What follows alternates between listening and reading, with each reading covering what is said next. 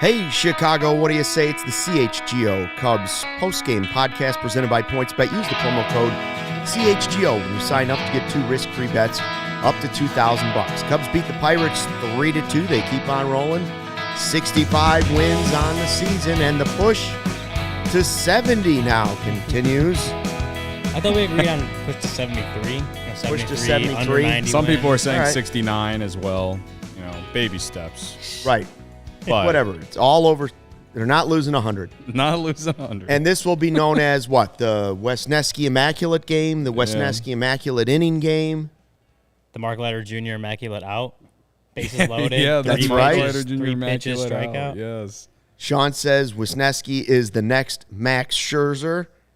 It'd be pretty incredible if he got that for Scott Efros. Yeah. No disrespect whatsoever. Did a great job.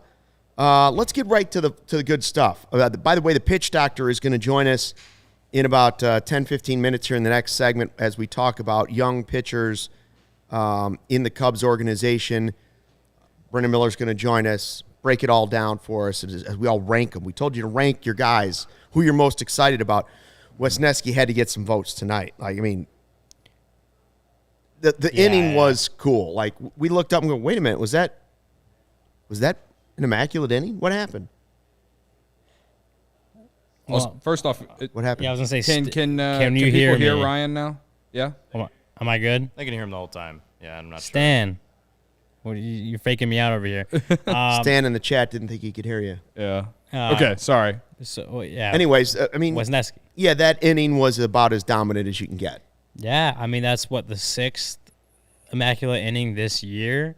And I can go back and, Jordan Bastion of MLB.com tweeted out the stat with in conjunction with Cubs historian Ed Hardig. Let me find it. But that's the first. So Wesneski's immaculate inning in the 5th inning today was the first immaculate inning by a Cubs pitcher since LaTroy Hawkins on September 11th, 2004. The other, besides Hawkins, other Cubs on record with an immaculate inning: Lynn McLaughlin, August 25th, 1979; Bruce Sutter, September 8th, September 8th, 1977; and Milt Pappas, September 24th, 1971. Okay, I mean, yeah, and if you're wondering, immaculate inning, it's you get the all 3 outs, strikeouts, 9 pitches, just strike, sit down. And unreal. That's when you know you are dominating a team. Now, again, it's the Pittsburgh Pirates. It's not, Well, it's not like they happen all the time. I don't think it matters whatever team you're playing. I agree. I think it's impressive tough, no matter when it happens.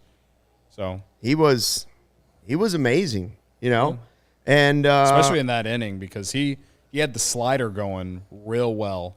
That thing was starting, off the plate and finding its way on the edge or just leaving a hitter looking like, why didn't I swing? Because there was a few where it ended up in the middle of the plate, but they gave up on it too early. It was the slider that inning. Like when you want to look at the highlight reel for Hayden Wesneski for like his come up into the major leagues, like it was sliders like that. Like they were something. It was fun to watch, man, and it's exciting to see that he's been able to do this early on because we've seen other guys who've come up and, Killian gave us a nice major league debut, but then really struggled after that. And I know it's only a few appearances, but like for Wesneski, the league hasn't figured him out yet. And that's awesome. They may not see that. Yeah, they may not figure him out. You know what I mean? Like that's what you hope, right? But I'm not getting way too excited because again, it is the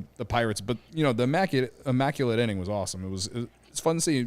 First time since 2004. Like not like you see that every day. It's one of the highlights Yeah. of the season. Yeah, No, for and sure. that was, you talked about the slider, Cody, but it's just like seeing that, like especially the lefties, and seeing it looking like it's going to be just way outside, all of a sudden cut right back in and hit the outside corner, and they're just like, you put your hands up, like, what can you do about that as a hitter? Like, that's right. it broke, and I remember me and Brendan kind of looking at it when we did our Wesneski repertoire story, and it was like 18.2 inches of horizontal break, something like that. Like that thing, Which is apparently that thing good. just slides. Like it's Apparently. nasty. Allegedly good. And- According to doctors who know Of the Yeah. pitching. of the pitching, doctors of And- pitching, yes. I mean, yes, it's the Pirates lineup, and you do, I guess, have to take that into consideration. Like, it's not like he's facing the Dodgers or anything, but Right. I mean, just to go up there, 4th outing in the big leagues against major league hitters and make them look foolish for most of the night. I mean, that was just very, very Brian impressive. Reynolds was the only one who did anything against him, Yeah, Brian Reynolds. I mean, Basically. we know Brian Reynolds is and he's I a don't- good hitter. I don't remember if he was an all-star this year, but he's been an all-star in the past. Like, he's a good player. He's one of those guys that, like, you were surprised the Pirates didn't trade at the trade deadline because he would have probably gotten a decent package back. Like, he's good. They extended him though, so I wasn't Yeah, surprised, that's what I'm saying. But going into the year, we kind of thought maybe they would trade him just because of where their organization is at. Like you They're just getting don't, rid of everybody. it just doesn't. You just don't understand what they're really doing. I feel like they've been rebuilding for much longer than the Cubs have been. Right. Yeah. So Wesneski finishes 6 1/3, 5 hits, 2 earned runs, 6 strikeouts. I think he had a couple of walks, but he's only had 4 since he's been up with the Cubs. So 2 of those 4 were in this game against the Pirates. Should we take care of who you got before we get to the pitch doctor? I was ready to just cash it in on the Immaculate game. Your guy had a nice game too. I had Hap. I was not winning tonight. no, I was Sorry, not son. winning. Morel did drive in the first 2 runs. But the story of the game was certainly Wesneski and a quality start. And quality. go back to what I said pregame. Only 12 times before today had a Cubs starter thrown themselves back-to-back quality starts. Wesneski's the 13th, and his only 2 starts as a big leaguer. Plus, the Immaculate inning was just Yeah, before The that had biggest even thing. happened, I it think was his dominant. I think when Morel drove in the first 2 runs, the thought was, well, Wesneski's going to have to go like 7 innings and maybe get a shutout. But the Immaculate inning is definitely a bonus play.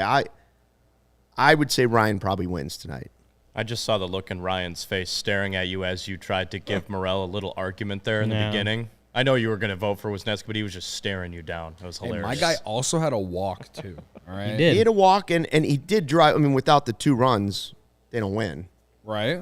I'm not saying. I mean, he was the next best guy on the team for sure. But like, if you ask somebody All right. tomorrow who the star of the game was, people would say Wesneski. Fine. It was close. There's so little game left in the season, and this is where Cody collapses, Luke collapses, and I've run all the way back from 3rd place to Oh take over my to take the who you got for the He's season. talking trash when he's down. All right. I haven't been talking trash all Still season. in last place, aren't you?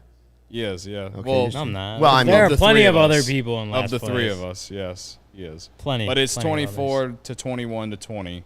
So, to 1.5.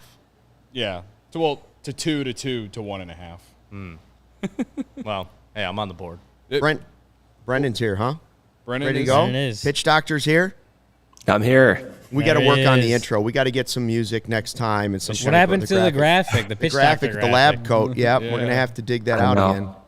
I know. I think Ryan's trending up, by the way. I think he may take Who You Got by the end of the Thank season. you. Well, I know we know that you're biased because you guys co-write articles together. I'm not we biased know. whatsoever. Those- I just speak truth, Luke. I just have a good feeling about this. Those are completely separate from who you got. Like Yeah. very I would- objective in who you got. You know, I always wear Yeah. a hat on this show, but I'm very like I care a lot about my hair. I just need a haircut, and that's why I've been wearing a hat more often lately. But Brendan, your hair is looking incredible, and as a Thank hair you. guy, Wow. Yeah, is there some sort of product? I And have what's to the product?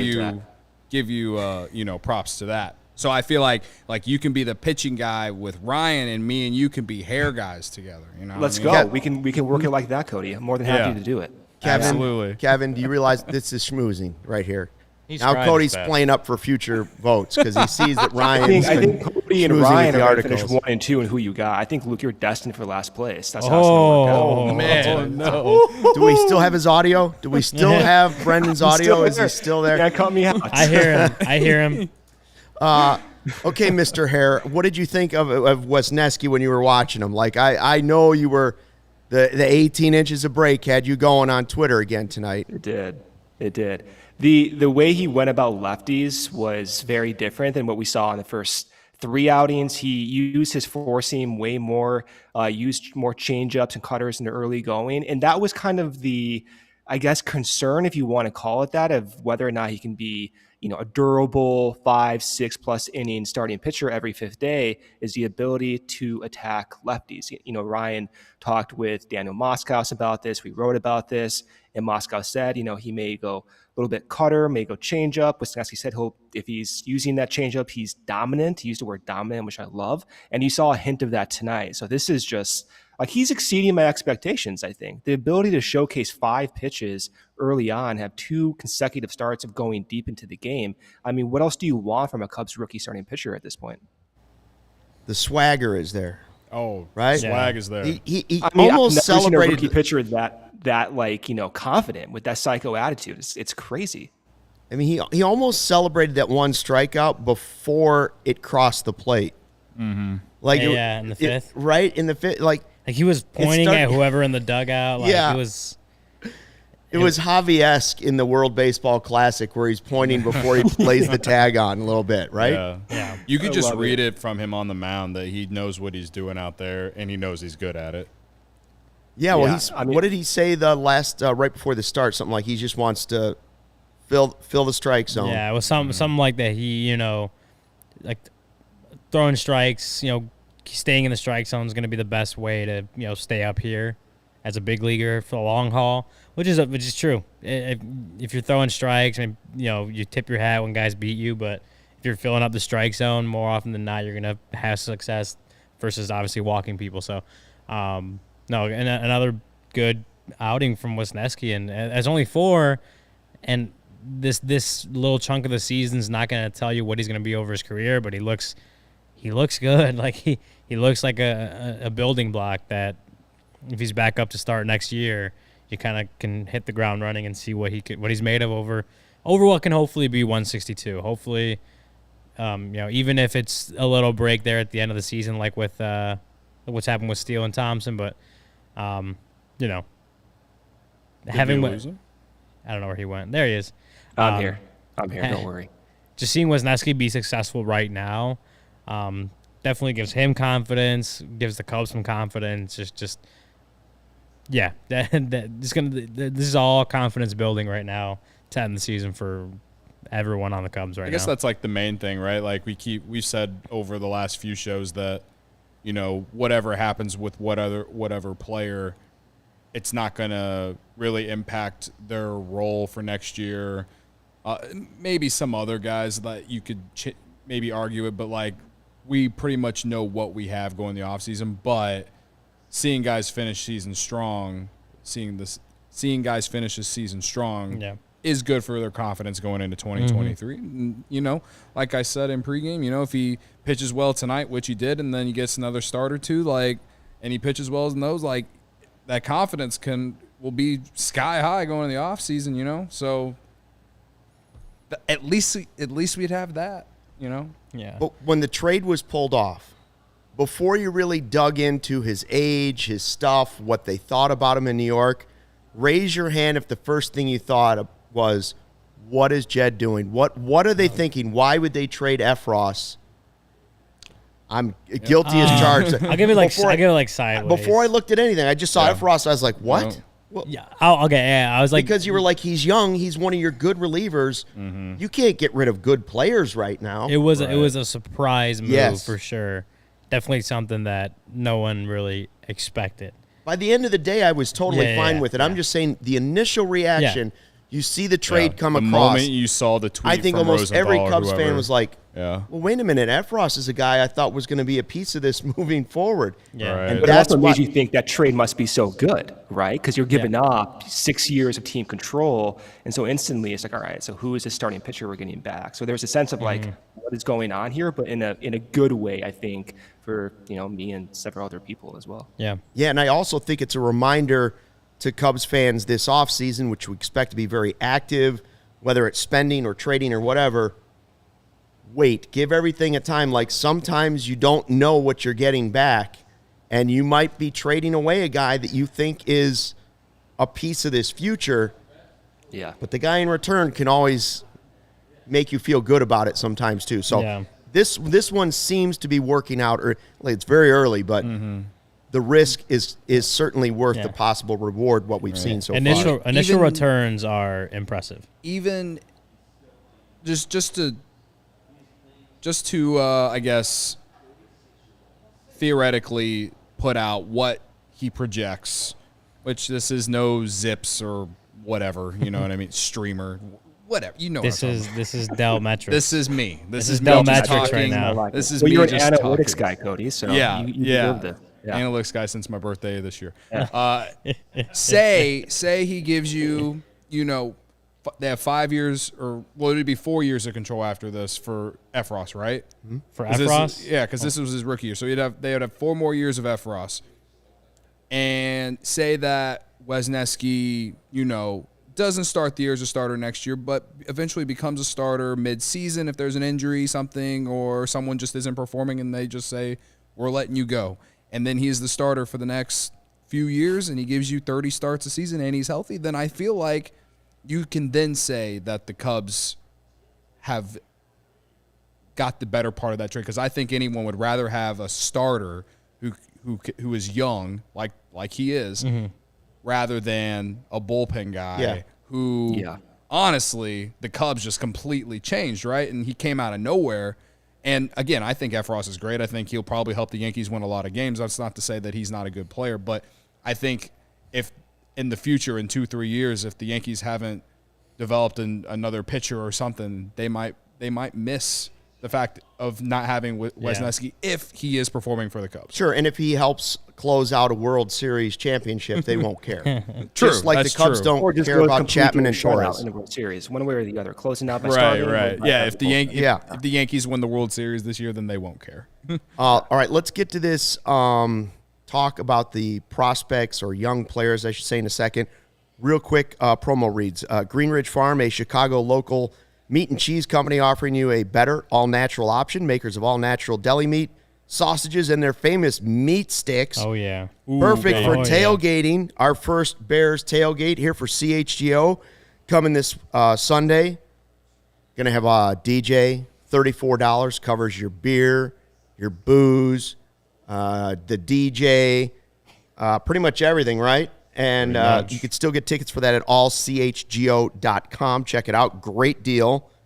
I know Cody and Ryan are definitely going to be I'll be there. there. And the spots are starting to fill up, so make sure you get active on that.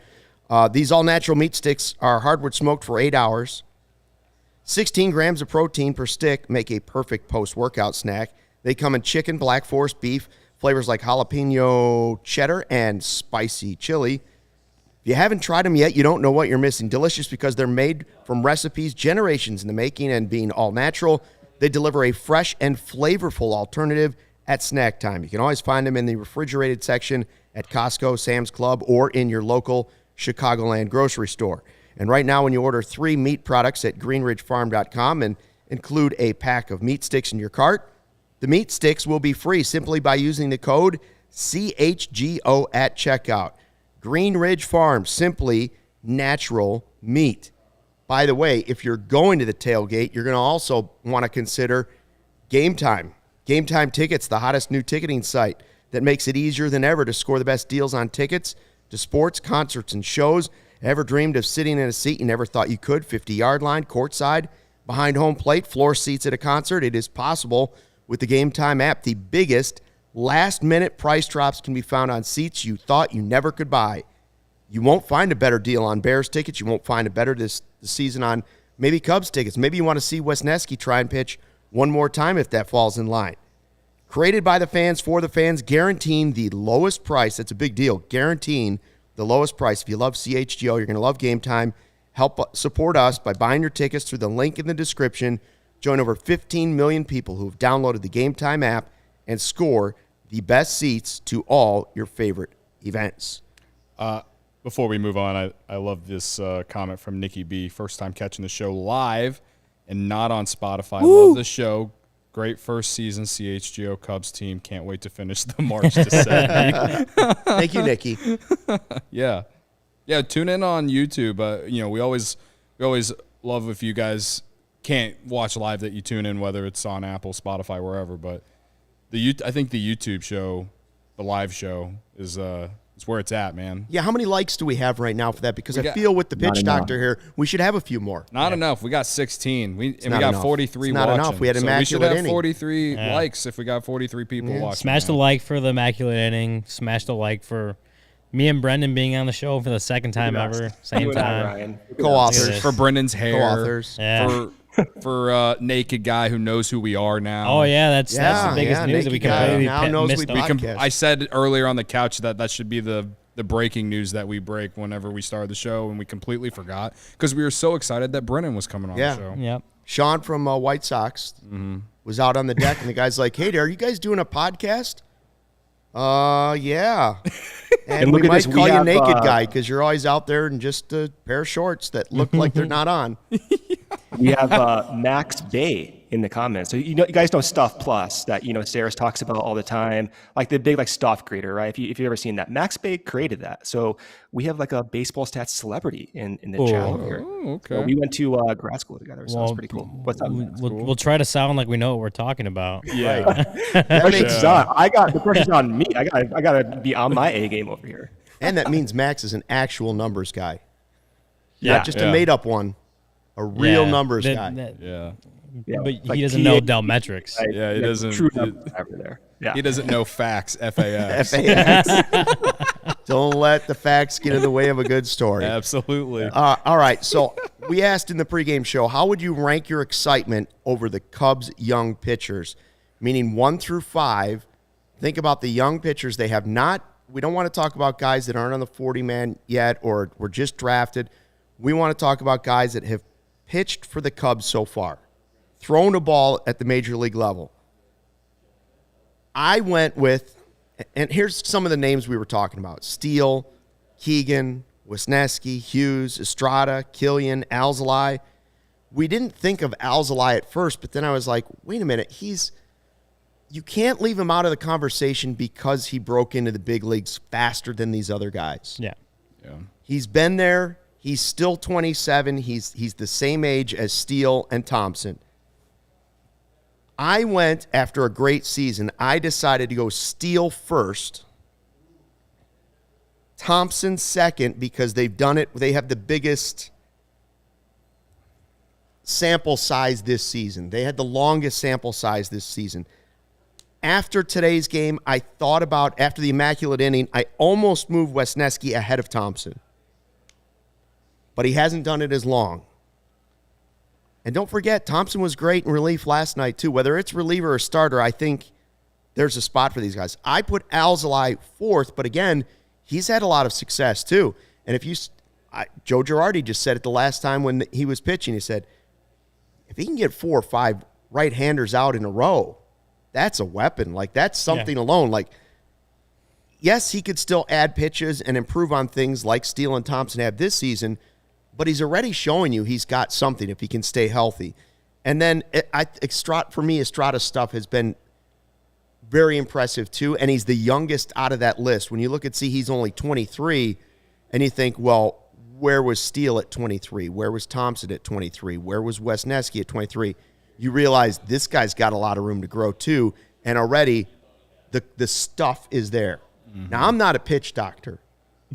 That's just the way I look at it, but I do say this about the list.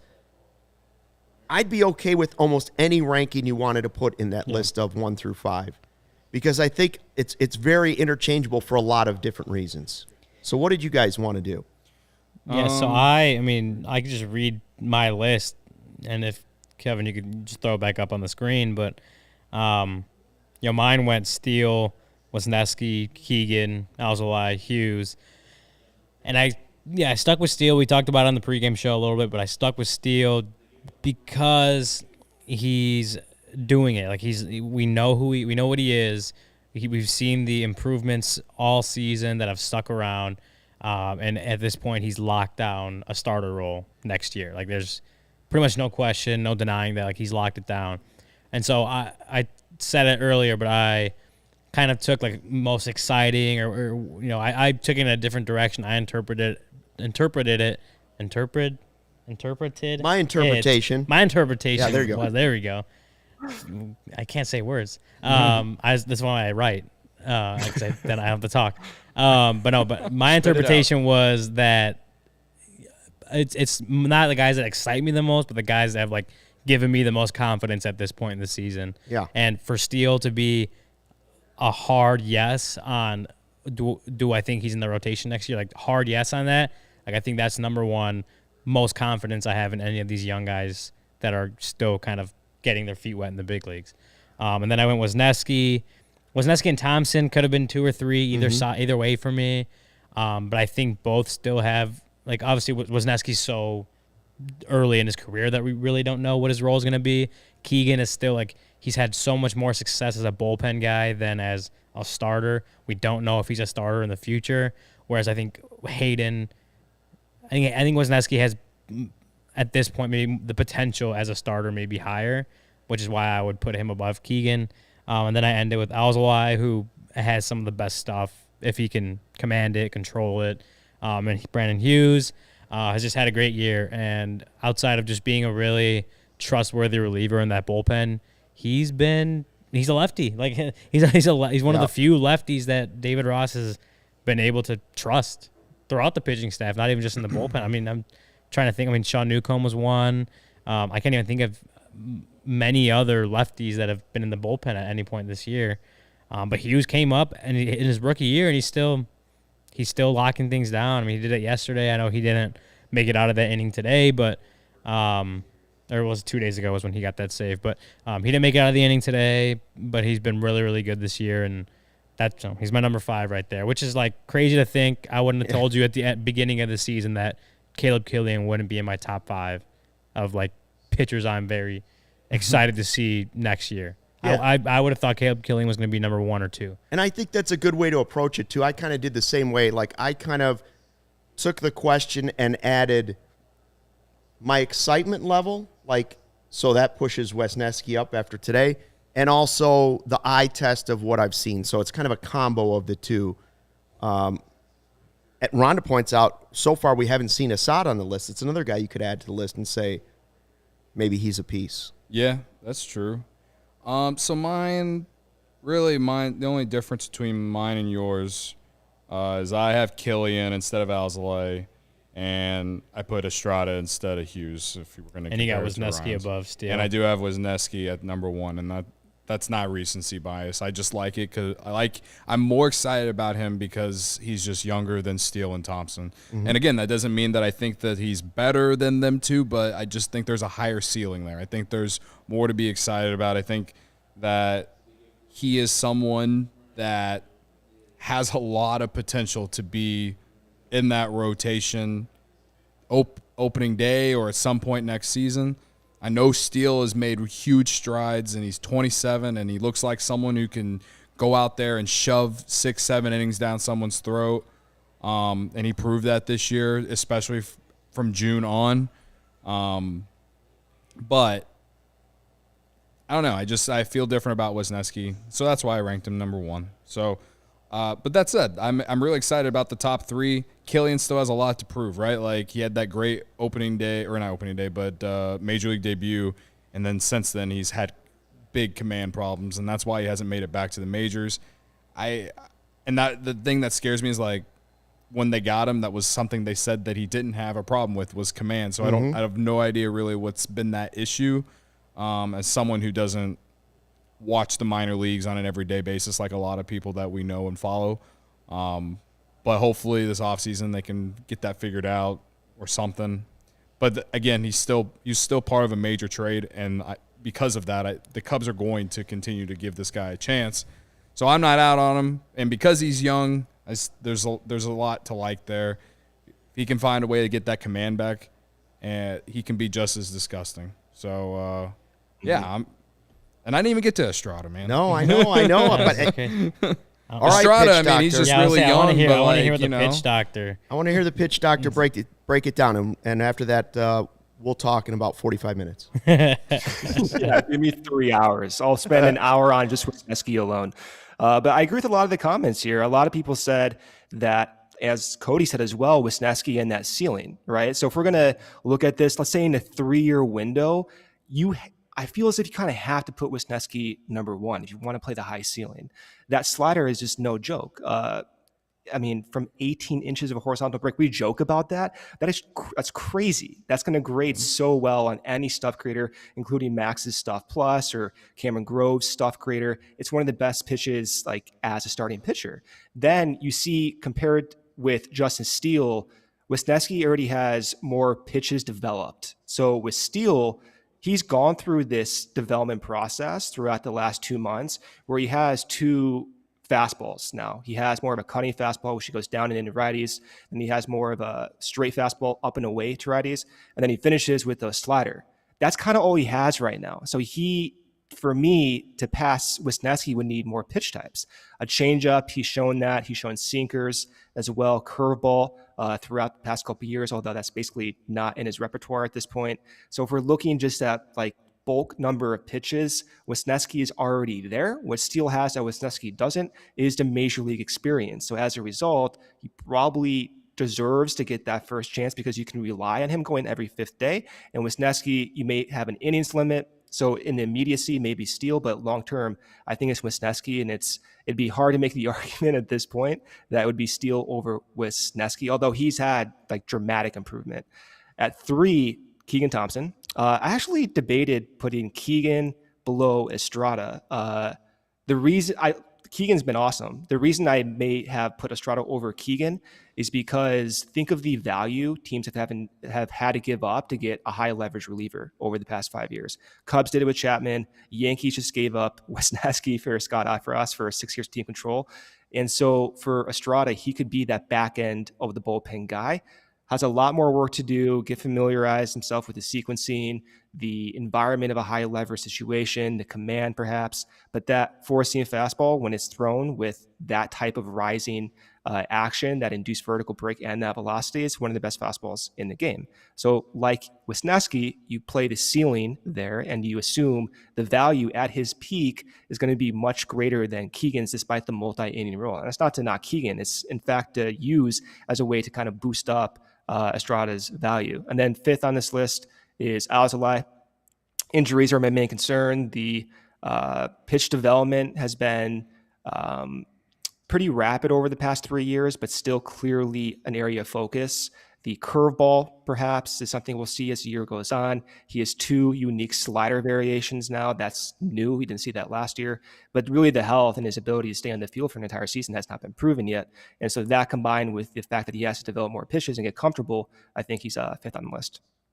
So I guess my question about the Keegan versus, was it Wesneski? Who were you comparing? Estrada. No, versus Estrada. Yeah. When you say a high leverage guy, a high leverage situation, you're basically referring to the end of the game because Keegan is already proven that he's a high leverage guy, right? Like he can come in when you need an out bat and then give you another inning or two if he has to. Like, so I don't want to eliminate him from that possibility either. Like, I feel like he could almost do anything for the Cubs. For sure, and he's kind of this like new modern hybrid pitching weapon. So it remains to be seen what his value ultimately is in the market. For Estrada, what I mean by high leverage guy is someone who misses bats. No contact, no Luis Gonzalez game-winning World Series base hits. I don't want any contact. And Estrada is that guy in the 9th inning. I don't want to go out and watch like the Cubs almost kill me in a World Series game by giving up any contact. So in my mind, it's Wesneski for 8 innings. You bring in Estrada and you sweep whomever the Cubs play in the World Series in 4 games there. So that's what I mean by high leverage in that moment. Yeah. You just compared him to Mariano Rivera? Yeah. In a bad way too. Not in Where's a the good way. cold water spray bottle? Where's the spray bottle? We got Cool to off. we got to get someone in California out to go over to Brennan's house and spray him for us because it's a long. Well, I flight. mean, that's what I mean by that. Just like limiting the Yeah. contact. I hate giving up contact. Yeah, and Absolutely. I think the way we kind of structure, like obviously you and Cody picked Wesneski, Luke and I picked Steele, and I think the way we look at it is just Steele's floor has proven or appears to be higher at this point, just because he's done it for so much longer. That's a good way of putting it. Yeah. For sure. And whereas Wisniewski's ceiling is probably higher, and the floor could certainly rise the longer he pitches. But I think right now I'm looking at it as like Steele's floor is up here, Wisniewski's is For not sure. there yet, but things change obviously. It's a matter of how risky you want to be. If you want to Yeah. be risky and like bet all of Cody's bets, then that you pick Wisniewski. So that's how it works. Would you guys be surprised after what you've seen now? I mean, we're talking about him potentially as the most exciting young pitcher the Cubs have right now, at least at, the major league level. Would you be surprised if he's not in the rotation next year? No matter who they acquire. Wisniewski? Yes. Have you gone to the part where he's more likely to be in the rotation than Thompson, despite that Thompson's been good too? I haven't had it tough. just hasn't been enough Yeah. of a sample. But the only way that I think that he ends up in the rotation is if he just comes out and has an insane spring.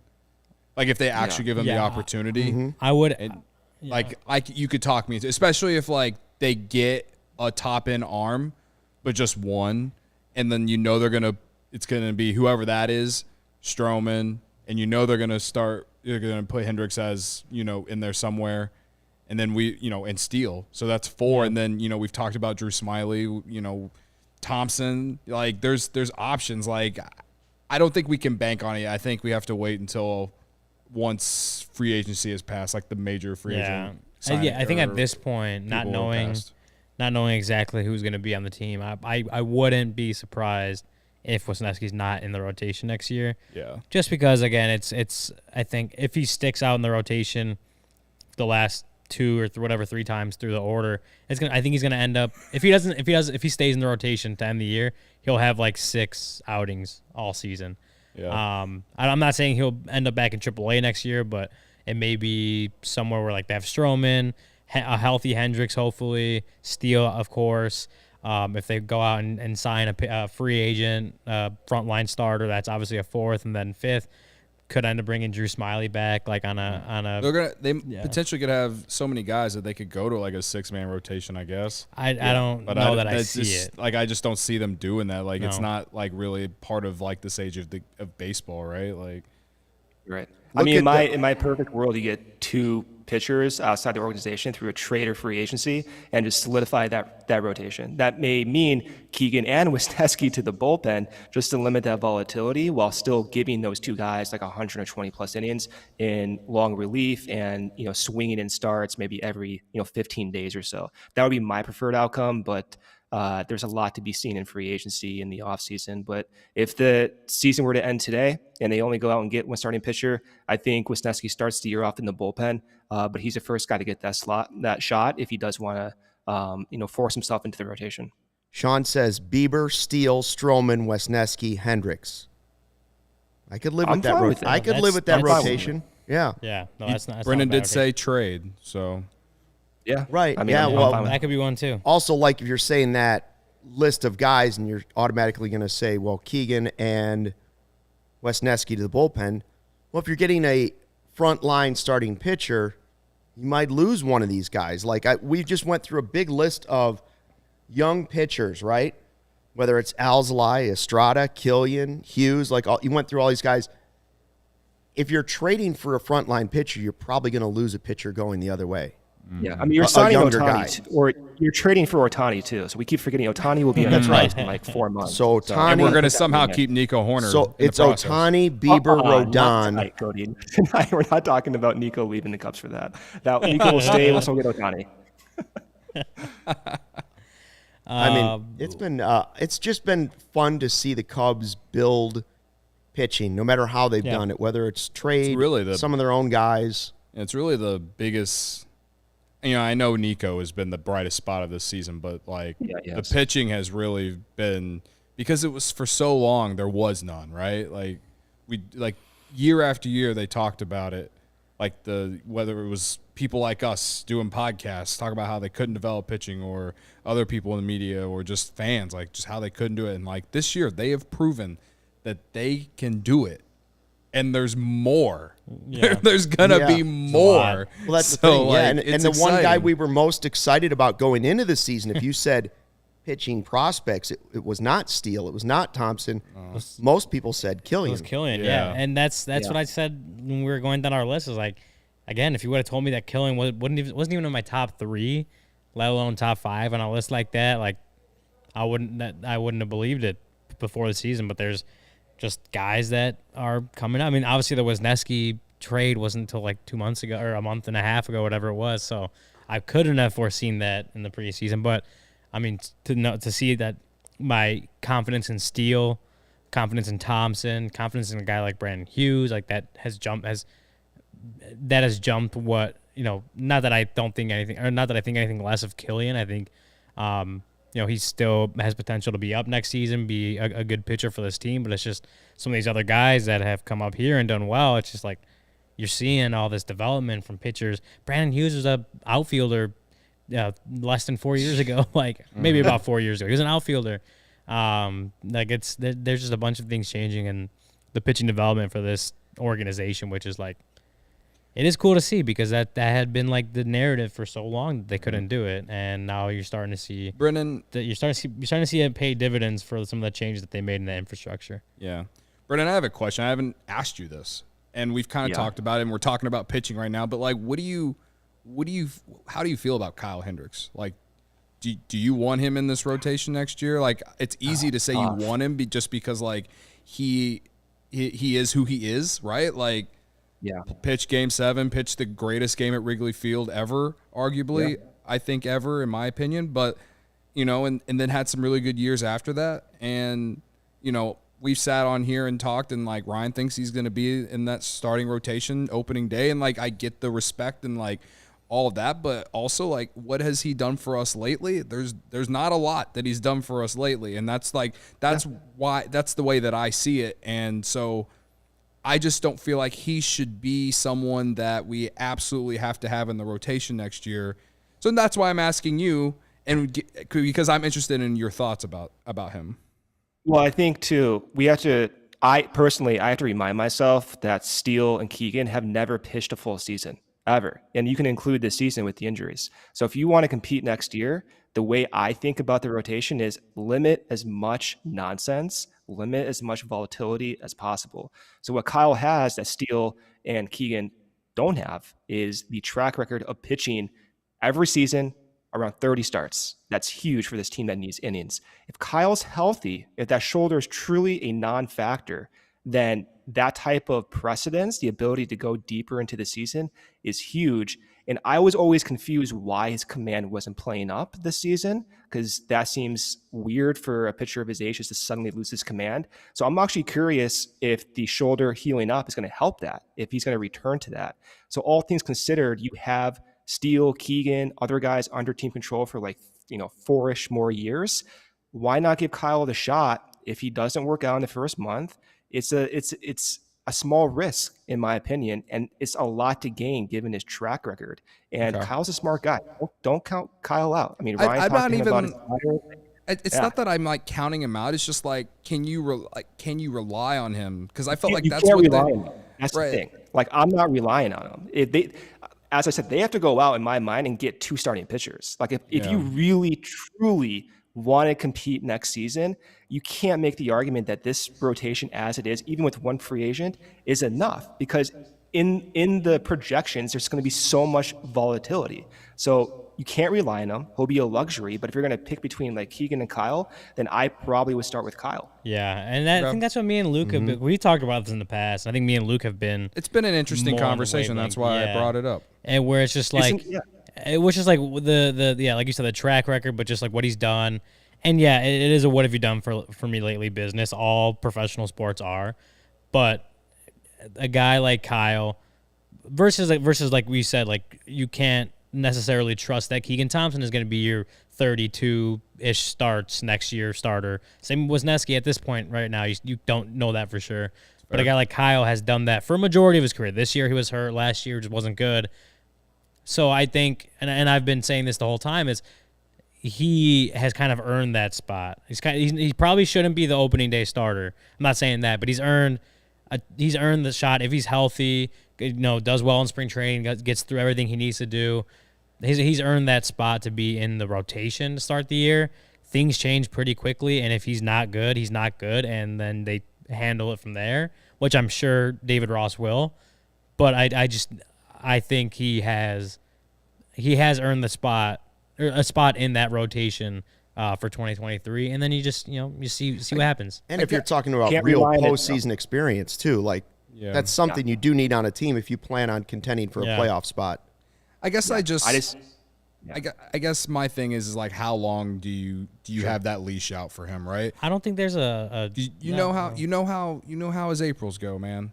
April's in his career, and like again, if the Cubs want to be competitive, if they want to be in the wild card or the division race, like division, it's there, dude. Right. This division sucks. I agree. They have every path forward to compete next season. So it's not a matter of wild card. Like, at least it's the way I think about it. And like, you can't rely on Kyle. That's because of the injury, but you can give him a chance. But it's even like Kyle in a weird way is a luxury at this point. And that's just how I think about it. It's a weird discussion to have, and it's kind of hard to like conceptualize, I think, because he's been so good and he got this injury and all this volatility. But going with the fifth spot and trying to give him a shot, I'm okay with it. I will say, I did say, what has he done for us lately? He did have a stretch last year where he was really good. It's just 16 starts. Yeah, he did have that stretch, and he has been better more than bad throughout his career, no doubt. Like there's no doubt about it. Well, it's not 2 years. Yeah, it's not a you go in next year and you're positive he's your guy, you're one of your rotation pieces for the entire season, and he's gonna lead you to the playoffs kind of thing. It's not. That's worse thinking right now going into the offseason than saying Keegan's going to be that guy or Hayden. Like you can't expect Kyle to, considering the last year and like 3 quarters have not been very good. You can't just expect him to be Kyle Hendricks again. But I think you give him the shot, and then you go. There's only there. 1 year left, so if things don't work out next year, then cut. Right. Also, Michael Collada, did you see that? Did you see what an immaculate inning does? It brings out the beauty of Michael Collada. Hi guys, looks like we found a piece to the puzzle. Look at the positivity. Yeah, you got to put that comment up, Kevin. Michael Collada. Not that one. We found a piece to the puzzle. Not that one. That one's negative. You got to go up a little bit more. Not the porn bots. Not the porn bots. Hi guys. That one right there. There he is. There it is. Wow. Yeah, we had it up earlier. Oh, you did? I didn't had see it it. up. I'm sorry. It's worth twice, Mike, believe me. Good to have you. Remember a while ago? People were worried about you. Remember a while ago we asked what's going to make Michael Collada happy? Like what it will take? Immaculate inning. You and me, Ryan, on the show together. That's what it's going to take. Hey, that too. Brendan, one more question for you. So if Wesneski is now the top of the excitement level for you of guys that have made it at the majors, where is he in the list of Cubs pitchers in the organization? Is he now at the top there too, or is there somebody a little bit further back where you're like, okay, Wesneski's ceiling is here, but they also still have this and this coming, and I still like that more than the potential for Wesneski. Right. I think Wisniewski's number one in all categories, from excitement level and from like the lower levels. I've been excited about maybe Jordan Wicks moving through the system pretty fast. Not bad in Double-A. I think encouraging. I was very excited about DJ Hurst. He's having some command issues in Double-A, but his stuff is phenomenal. But when you consider the trajectory, the development, the number of pitch types, the success at the big league level, the team control, Wisniewski takes home every category. So I think he's number one.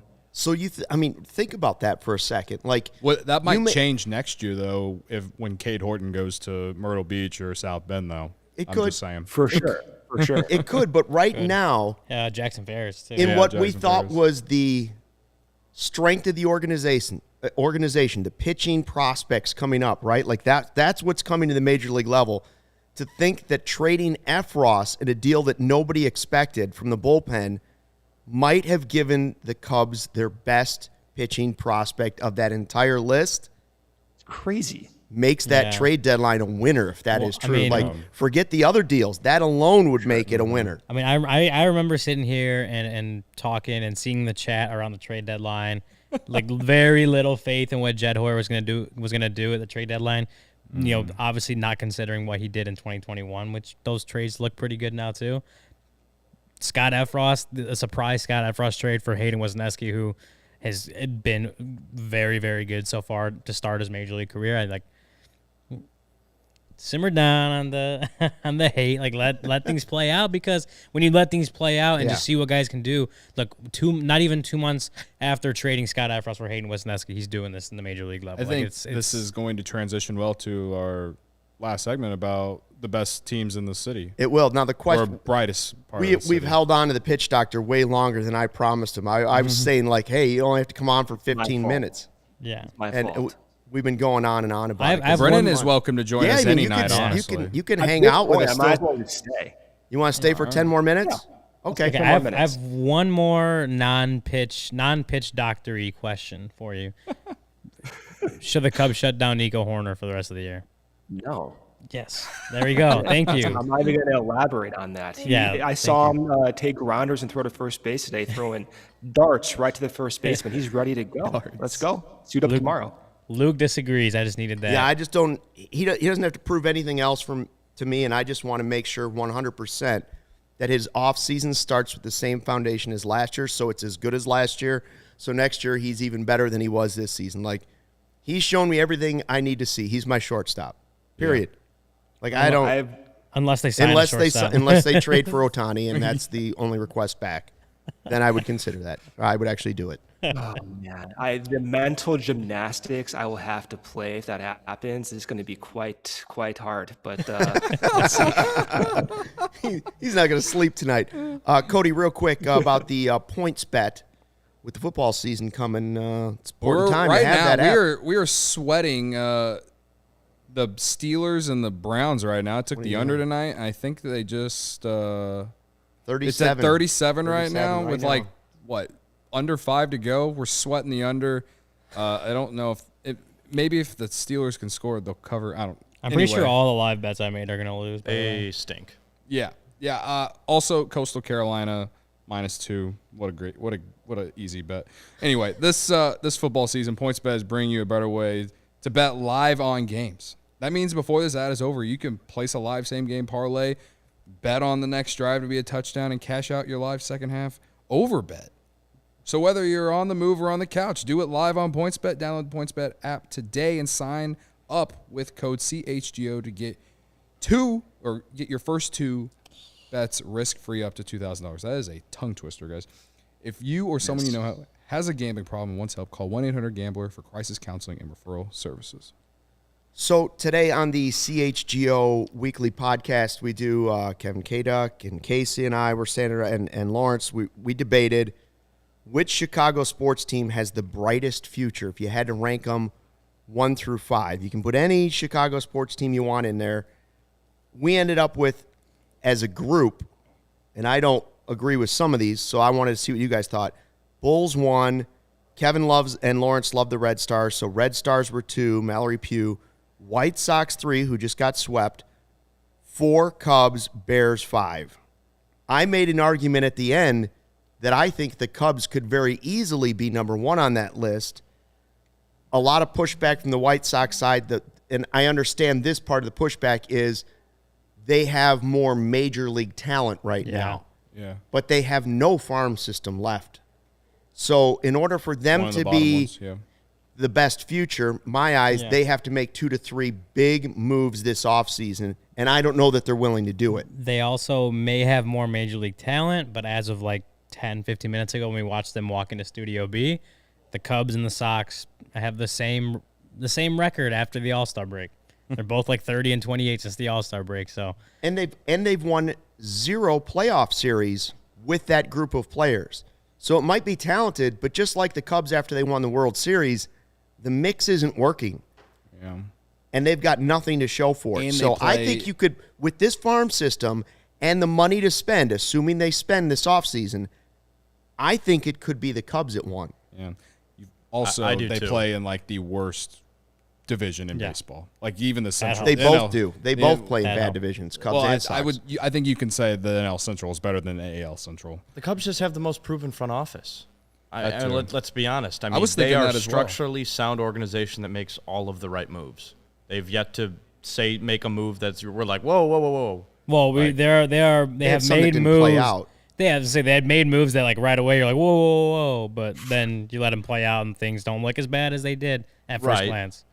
I get what you're saying though. Yeah. I get what you're saying. I And- mean, Go ahead, Brendan.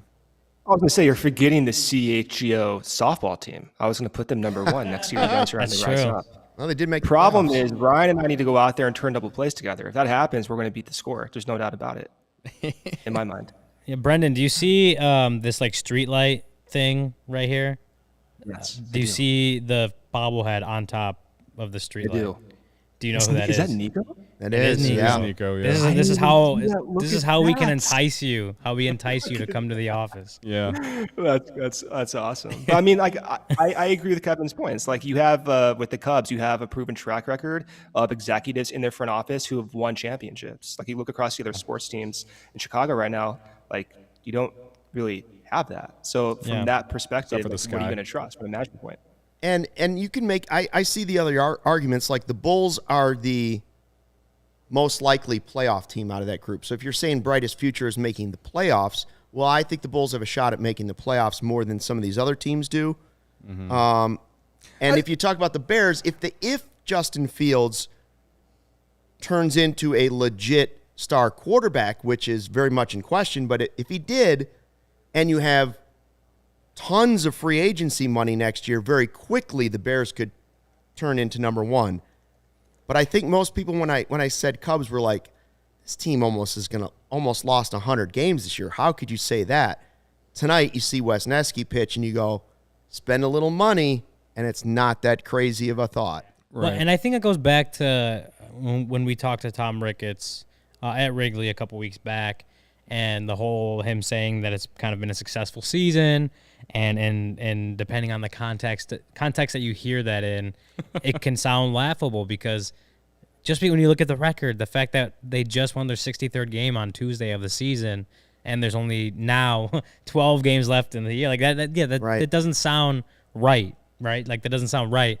But there are little successes in the season. Justin Steele having an awesome second half. Hayden Wesneski looking like this. Keegan kind of proving that worst case scenario, quote unquote, because that's not even a bad scenario, but worst case scenario, he's a multi-inning relief weapon. Nico Horner giving you someone that, like, if the Cubs strike out on the shortstop market this year or this offseason, he could plug right in and you feel completely comfortable with it. Like, there are success stories in this season that, yeah, the overall record may not be a success, but when you look at it, you're like, there are building blocks here, there are foundational pieces here that makes the future look a lot brighter now than it did, you know, at the beginning of the season when we didn't really know, and when we had so many question marks. We still have a lot, but there are question marks like Nico at shortstop, Keegan or Justin. You know, those guys have answered the call, and that's why I think we can sit here 6 months later now and be like, yep, like Cubs are in a decent spot moving forward if they make the right moves. Don't screw up, decisions that come later on. Like if they follow the path they're on right now, it's not 2026 like people keep for whatever reason trying to say. Yeah. Like they could be as good as contending for the playoffs next year. Like the White Sox, they need to add the right guys this Yeah. offseason, whether that's through trade or spending or both. The difference is the Cubs have more assets at the minor league level that will help do both of those things potentially, right? Yeah, absolutely. I think when I the way I look at it when it comes to like the Cubs being number one when it comes to the brightest future, I mean, it goes back to kind of like what Kevin and Brennan said about having like just from top to bottom. Like we sit here and complain about Ricketts all we want, and yeah, maybe you can probably definitely argue from 2018 through 2020, he didn't allow Theo and Jed to spend as much as we would have liked. It clearly looks like that. Like, I don't think you can argue against that. But for the most part, since Theo and Jed came and Tom became the owner, like, Tom just lets them make all the decisions. And from the White Sox side, it clearly is not. That's clearly a problem. And so I feel bad for the White Sox fans, man. Yeah. It's the same thing with the Bulls because they have the same owner. Though I do like their Jerry gave up control of the Bulls. Like, that's Why? why. Right, but there's still the hierarchy where the Right. GM. Yeah. But to be honest with you, so is the Cubs system. You have Carter, and above him, the guy making the decisions, we believe, is Jed, right? Like, and before that, that's just kind of the new way. Yeah. Professional franchises have tried to do it. It did not work before for the Bulls. To add to this, though, going off Cody's point, not only have the Cubs have had maybe more, diverse executives controlling the player side, they've also innovated the front office. Theo was the first president of baseball ops. Like, you only had GMs running teams. And now what the Cubs are doing, they're making, like, Craig Breslow the assistant VP. Like, they're having these new roles where we're bringing in guys on the field inside the executive room to acquire players. So that's also new. So I think if you want to, like, we're not biased at all. We're not like Cubs guys or anything, right? But, like, I think if we're going to make the argument from a front office management perspective, I follow Chicago sports my entire life. Every December I cry about the Bears. It is completely depressing. And, other than MJ and a few years with the Bulls and everything, you can't really trust anyone else's management. So that's kind of where I fall on it. Right. That's kind of what I'm saying is, like, because I didn't even get to the Bears. Like, I think everyone hates the McCaskies more than any other ownership in this city. And that's what unites the city. Yeah. And, like, at least with the Cubs, like, yeah, I know paying $12 for goddamn beer is dumb. Tom pisses us off sometimes, and sometimes you just feel like they don't care about the team, especially when they're trying to buy a soccer team in Europe or whatever. But, like, overall, how much was a beer on the South Side? Same price. Okay, honestly. just checking. Yeah, it was maybe overall, a little though. I would rather have the Cubs front office and ownership than any of the other teams Easily. in the city. I honestly would. 100%. Like, maybe AK and Mark Eversley, just because so far with the Bulls they have made the right moves, but still, like, ownership, I know it's not Jerry anymore, but still, like, it's still that family. So Yeah. it's hard to trust. And it You know can't what be I the mean? Blackhawks because they've torn it down to the bottom, hoping for the number one pick. And if they get the number one pick, very quickly they will move up that list potentially. But right now, it's rock bottom for them. Somebody Right. mentioned the Sky. The Sky are old and are going to lose a bunch of players this offseason, most likely. Candace Parker, who knows if she even wants to play next year? No, I mean, Right. their key players are like going into their 12th, 13th, 14th, 15th season. Like, they're past their It's prime. just a comfort thing with Jed. Yeah. Every move he Yeah. makes, you're like, okay, I trust it. Well, The It's a only comfort one- thing. and I the feel only more one like that that- after I see Wesneski pitch tonight. Well, the only one that I think you can say, Jed, you fucked this up, was just not getting anything for Kyle Schwarber. I Yes. think that's the main one. I still agree with that. I also, I don't know how much of that was, there's- Again, and that could go on back on The Ricketts, you know what I ownership mean? like that, but, like, yeah. The whole from pandemic, Yeah, football from scouting what kind of from thing. what we know, they non-tendered Kyle Schwarber, and now I'm pretty sure he still leads the National League in homers. So Actually, Austin Riley might have passed him recently. Austin Riley's been hitting a couple home runs. yeah, Anyway, I'll look that up. that's it goes back to everything we said about Wesneski and everything, like the how they've completely changed the minor league structure from the pitching in, and then just continued to develop position players too. I mean, we would probably think completely different about this team if we got Brennan Davis at the All-Star break like we all expected. Could. Like, if he had came up and, like, I don't know, gone through the ups and downs that we've seen guys like Morel, but, like, he just looked like someone that's going to be here next year, like Morel looks like and like Nico looks like. If he gave you any kind of hope, we would completely think differently about this team going into the offseason. And I to agree. sum up the whole thing, because I know the pitch doctor has big plans tonight Big out in plans. California. Oh, yeah. We may look back and say the foundation of the Cubs building their next great team was completing the push to 63. Absolutely. Look at that. Tonight we raised a toast. The push to 63. They did it. And it's been all roses ever since. Where were you that night? They Where haven't were lost. you? Roses or whatever the saying goes.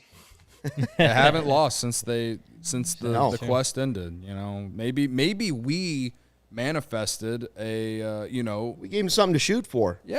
Yeah. to build maybe- on, yeah. a foundation for the future. Well, see, what we did was we gave them 63, and they got there and they felt relieved, and we're like, no, 77. Yep. 77. 77. I'll take Wesneski said, "Hold my beer." It's like when your personal trainer tells you to do 10 push-ups, and you get there and they're like 10 more. That's what it's like. That's what we did. There it is. Brendan, thanks for joining us. We appreciate it. Thanks to everybody on the chat who was with us. We know the Cubs record isn't great this season, but you guys have been super loyal as we continue along here. What do we have, 12 left? 12 left. 12 left. 12 to go. Getting We'll to be the here end. for post-game. We'll be doing it remotely tomorrow to shoot you in the weekend. And then, of course, Brendan and Corey will have a series recap on Sunday. Sunday. And we'll march into these final couple games of the season. One last homestand. One last Crazy. homestand. Cubs beat the Pirates. An immaculate inning for Mr. Wesneski. Cubs win 3-2. Thanks for joining us for the CHGO Cubs postgame podcast presented by PointsBet. Use the promo code CHGO when you sign up to get 2 risk-free bets up to $2,000. Fly the W.